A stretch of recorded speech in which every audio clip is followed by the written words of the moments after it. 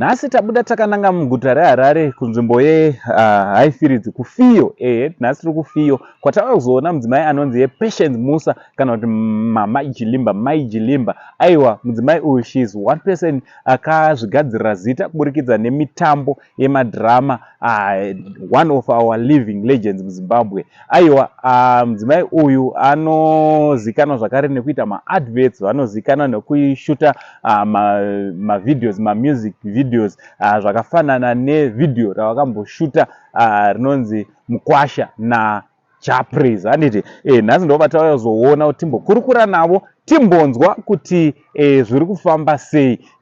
Aiwa, ndichida kutendai mhuri yeZimbabwe pano paSaint TV basa ichienda mberi. Aiwa, kana usati wasubscribe, turn on your notification bell so that every time we upload a video you'll be notified. Also, don't forget to follow on our Facebook page Saint TV. Zvakare musakanganwe kana maita dambudziko nemotikari dzenyu suspension. Aiwa, tave kuita zvakare zvesuspension Fit and Go. Aiwa, ibasa redu kuona kuti motikari dzenyu dzakasimba, motikari dzenyu dzine suspension yakanaka. So zvamunongoita, aiwa, imi tibate panhamba dzepaskrini, nhamba dzaasawira vedu veFit and Go. Aiwa, handei munozvinzwira.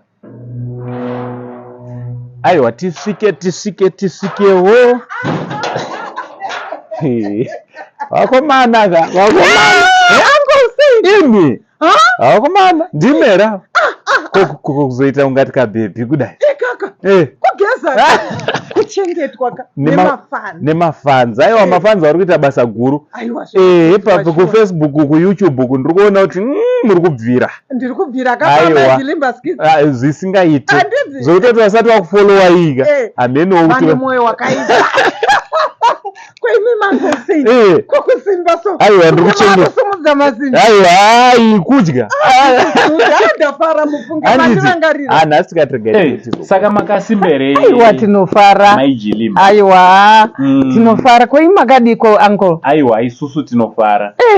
Chokwadi mufaro wedu kuva nemi nhasi pano paSaint TV timbogara pasi tichikurukura nema-living legends edu. Chokwadi. Chekutanga tichitanga vangada kutanga nekuziva kuti vanombonzi Mai Jilimba. Mozova pane vamwe vakatanga kuona paFacebook, akaona mane mafollowers akawanda paFacebook. Vamwe vanongoziva kuti Mai Jilimba skits, vanombonzi Mai Jilimba skits anombori ani chaizvo. Anonzi Mai Jilimba skits ndini wamawanirwa mukana nauncle kuti mundizive chaiko. Ini ndinonzi Patience Musa ndo zita rangu. Ndiri mutambi wemadhirama, mutambi wemafirimu, kugadzira kwacho mafirimu, zvese nekufadza vanhu necounseling chaiyo. Tinokansela mafamilies anenge akuparara nekuda kwetunhu tudiki tinobatanidza. Alright. Timbodzokera kumashure. Zvekuacta izvi makazvitanga rini?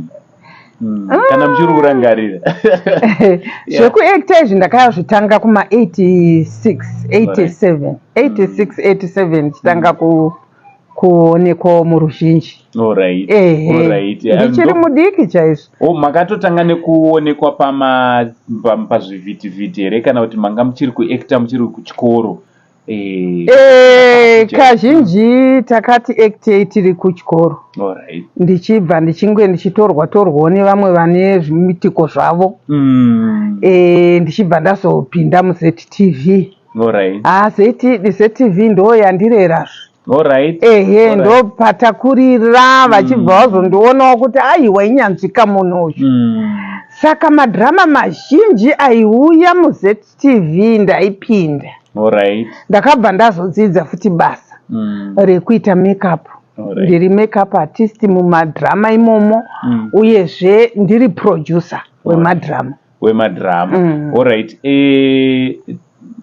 Musiyano wamungati wavepo zvaizvezvi because imi makambotanga muri kumadhirama aibuda paZTV. Iye zvinota kuona futi pasocial media matova futi shasha dzeko. Musiyano wamungati wavepo zvanhasi nekare muchatanga muchangotarisana netelevision chete ndeupi? kunonzi vanofambirana ikanenguva nokuti munoona uncle ZTV ichannel inogona kunge ichionekwawo nevamwe vanhu vamwe vasingaioni. Social media ichannel futi inokwanisa kuonekwa nenyika dzese dzakatibukira. Saka mukugrowawo kwatiri kuita ikokoko takazoona kuti yezvo inga social media chinhu chinozoparadzira mashoko zvakatosimbarara kupfuura hako zvatanga tiri. Saka makaona takazoti regaiwo timbotrayawo zviri kuitwa nana Uncle Saint nokuti imi matisatambokuoneka pachivhitivhiti tinongokuonai pasocial media. Saka takaona kuti inga you are doing well. Inini ndinokwanisa kuzviita izvi handingakundwe naUncle Saint. Chokwadi mafanziwo enyu tichitaura imimi mune mafanzi vakuru nevadiki munobatanidza vese vechikuru vekare vanhasi vachazvarwa vachangozvarwa muchiita basa iri muri kukwanisa sei kubatanidza vakuru nevadiki kuburikidza nemadhirama enyu? Chinhu chamunofanirwa kuziva Uncle Saint neruzhinji rweZimbabwe, acting haina zera. Nyangwe mwana azvarwa nhasi rusvava anokwanisa kuacta. Nyangwe muchembera akubata mudonzvo kudai anokwanisa kuacta. Saka naizvozvo talent yeacting haina zera. Inoramba ichingoenda. Maijilimba vachangoramba vachingoacta kusvikira vafe. Hakuna zvekunzi makaritaya, hatichakuonai makaritaya.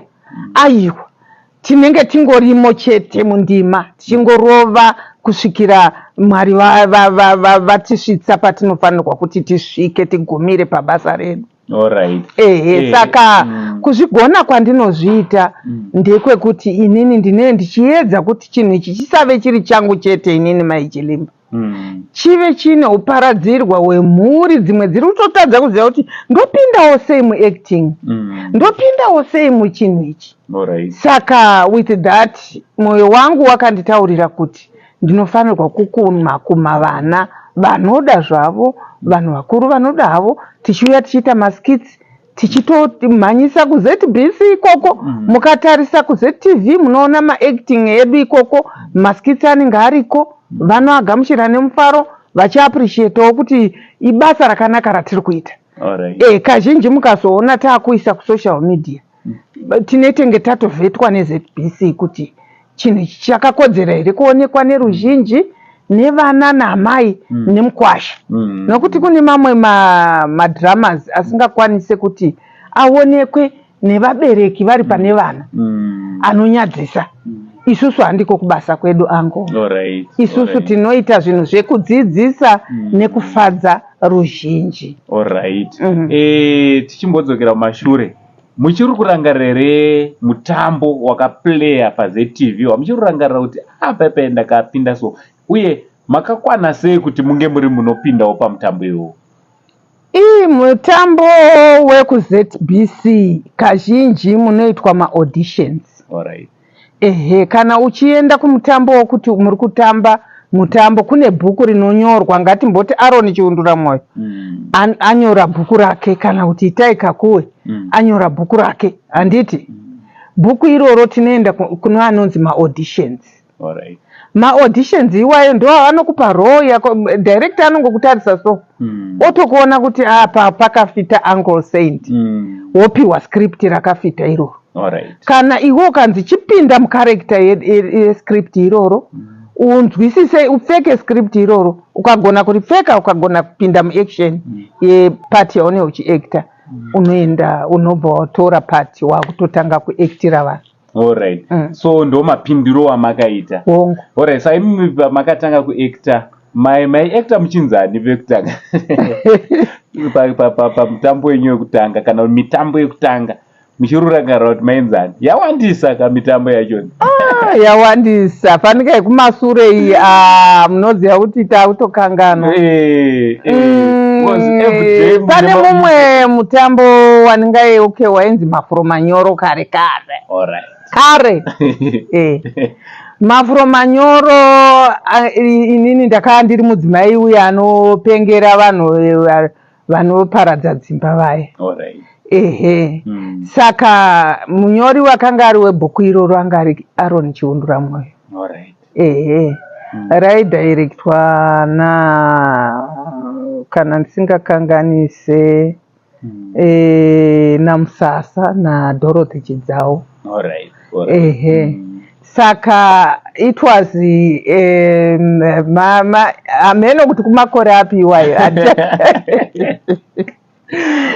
Pane nguva ndatarisa kuti kubva paMafuro Manyoro ka I still remember ndatichiri mudiki chaizvo atichiri mudiki muriona kuti kudii tikada kutarisa kubva ipapo mairamba muchingowapiya pamadhirama ese infact akawanda maibva mapinda angave mitambo chaiyo chaiyo mafilmu aiuya futi zvakare tichipinda so muchinokwanisa kuverenga kuti mingani here mitambo yachona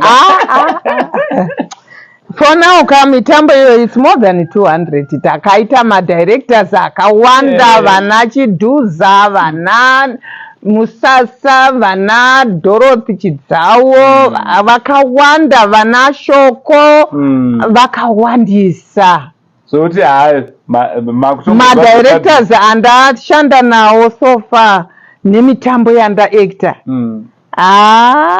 wakati kaitaura ndozokunyepera because it's more than 300 handiti hamutiwo here dzimwe nguva muri kufamba inyu mudhorobha kana kuti muri papi pamunee muri munhu okudaidzai nezita reumwe mutambo kana kuti wekuma-90 chakuti kana 80s hamutovhunduki here kutoti ndinotomudedza munhu iye ndoti iwe uri kundirangaridza dhirama iri.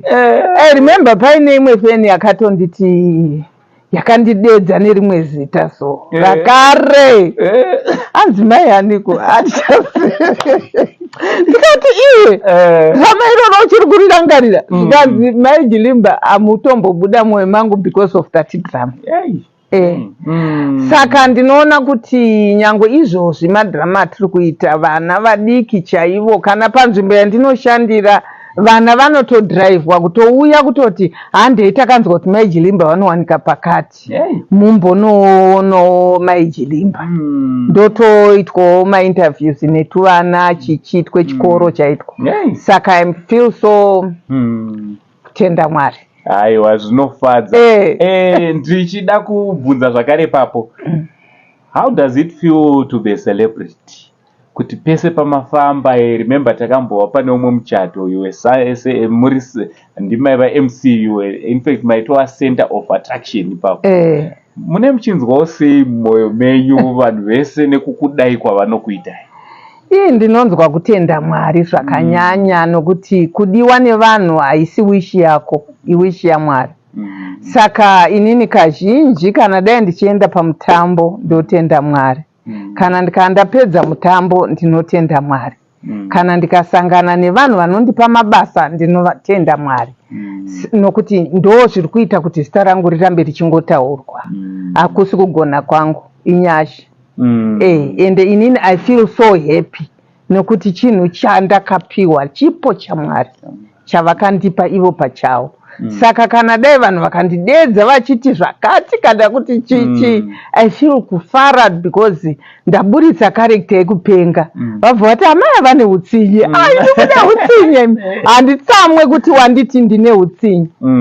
Achitoreva character. Ndakaburitsa character yeutsinye ndikaigona. Saka I feel so great kuti wataura zvandakakunda kuita. Alright, hanzi amai Hazuka. Amai Hazuka of Zimbabwe. Ipapo amai Hazuka yakatombonetsa zveshuwa kuti amai Hazuka, amai Hazuka. Alright, iye zvino ndopi mutambo uri karende wamuri kuplaya bit pamasocial media platforms yenyu kana kuZTV? Iye zvinezvi we are planning for a drama series rine 13 episode. Alright. Hatisati taakutaura zita raro because tichiri kurikurunga. Then tine maskits atiri kuita maskitsi atiri kuita ane dzidziso zvatinonhonga mudzimba matinogara nevanhu ndo zvatiri kuekta pamaskitsi andinawo. Mukatarisa paZTV munoona maskitsi iwayo as I said before. Mukatarisa pasocial media pamaijilimba skits pangava kufacebook page kana kuyoutube page munoona utapitapi hwakanyanya hwemaskits. Kana mukazongotarisa kana iri quality kana iri acting irimo munotoona kuti yakasiyana nevanhu vasati vambodzidza acting chaizvo vari kungopinda musocial media. Anditi pakuekta kwamaita ndoiziva kuti munofarira. Ndakamboita rombo rakanaka rekumbopindawo muskit tikatomboekta tese. Munofarira munhu wese. Even pakuekta nemika it's something ndikutaura from experience chiri so exciting. Unotonzwa kuti magetsi kuti ndiri kuekta namaijilimba and munoaccomodata vanhu vese biti munhu atanga kusvika musiwo kana kuti maseniors. Ndeupi mutambo wamuchiri kurangarira wamunoti mutambo uyoyo wandakamboekta wakandiitira zvakanaka, uye ndevapi vatambi vamakamboekta nawo? Ndoiziva kuti munofarira vese but wamunoti ava ndikarangarira mutambo watakamboita nawo zvinondiitira zvakanaka? Kuri kusocial media here kana kuti kwese? Inini ndinogara ndichingotaura hangu Kasiya Ndima, tinana Stella January, tinana Mr. Met. Mr. Met riya ranga risingagone kuekta. Asi ndakarichuna because raingogona kutakura masimbi. Ndakazoona pandakaita grow on naro ndichiri grower ndakaona yesu rakutogonawo kuekta. You remember timboekta ndakati vambama usanyepedzere nokuti kana uri muacting kana ukanzi chema ibva watochema, kana ukanzi rova munhu rova, kana ukanzi sekerera hauna kunzi zhinyura unenge uchinzisekerera. Saka all those things zvinhu zvatiri kuita muvana. Then mataura nyaya yekuakomodheta munhu wese. Kana tichiekta hatisi kutukana, kana tichiekta tiri kuumbiridza mifaro muvanhu, kuti mifaro irambe iri muvanhu, kuti kudzidza kurambe kuri muvanhu. Saka kana tikazoti tiri patimu yedu saizvozvi takuwanika tichiti wamboona zvaita Uncle Sandy, takunyeyana. Munhu iye haafa akadzidza nokuti wamunyeya, haana chaari kudzidza nokuti haana kuzvinzwa. Saka inini ndinokumbanidza, uye vana vandine ndinavo ivavo ndovataurira kuti makuhwa no, kushorana no, kunyadzisira no, kunyengana paseti no. Why? Nokuti tikaita zvekudanana paseti zvinoreva kuti mutambo wedu unofira panzira. Nokuti uyo akazorambana neuyu zvezvakutoreva kuti taurai, kana riri script rinoda kuenda kumberi tariurai. Nechikonzero chekuti macharacters arambana, haachakwanisa kuuya kushuti. Nechikonzero chekuti akuti tarambana, ndarambana chimuti, saka ini ndichagoenda sei, iye andiramba.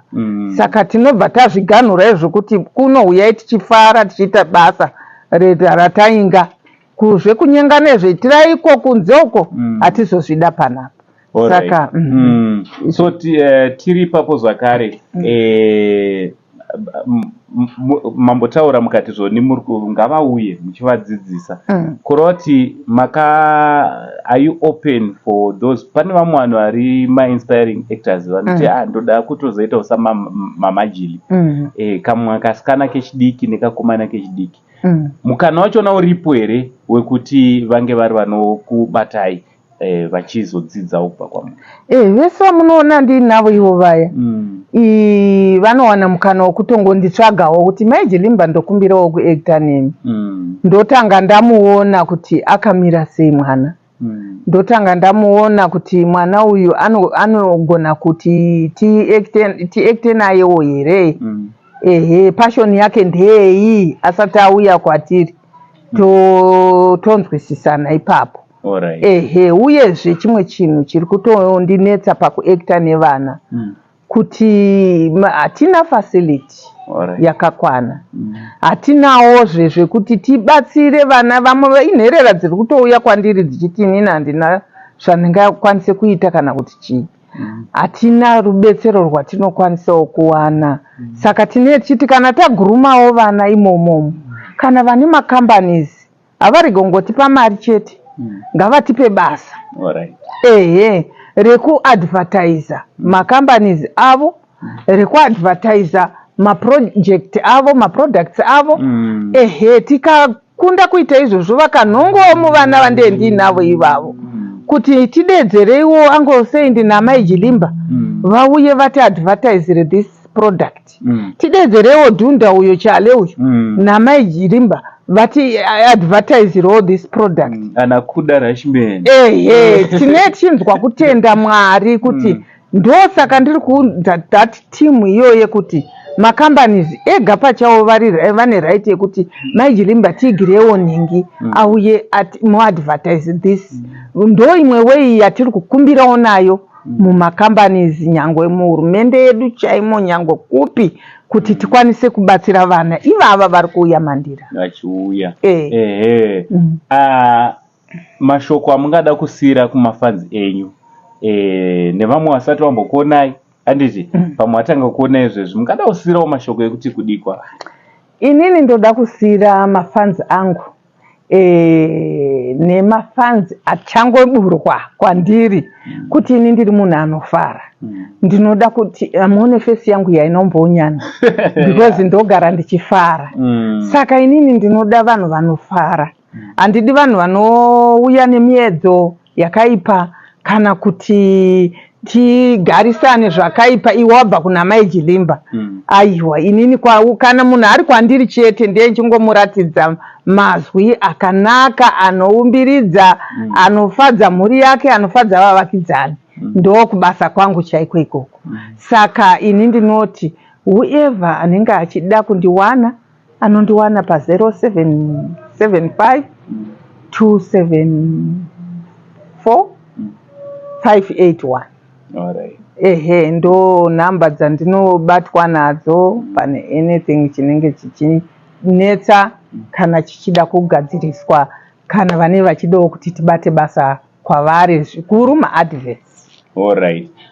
Michato zvakare, mapati zvakare, kunyangwe kupa nhamo unochema nevanochema, vakasununguka zvakare kubatai panhamba dzenyu idzodzo handiti? Pamichato ndinoita MC zvakanyanya ende munonzwa kufara. Pamakitchen party apa tichirairayo vana vasikana vachangoburwa ava ndo kubasa kwangu.